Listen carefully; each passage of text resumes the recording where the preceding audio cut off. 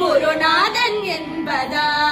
என்னை பார்த்து பார்த்து வளர்வதனால் அன்னை என்பதா உன்னை கடவுள் என்பதா கருணை வடிவம் என்பதா உன்னை கடவுள் என்பதா கருணை வடிவம் என்பதா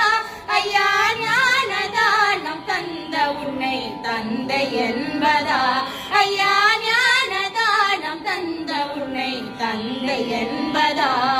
உன்னை தெய்வம் என்பதா குருநாதன் என்பதா என்னை பார்த்து பார்த்து வளர்ப்பதனால் அன்னை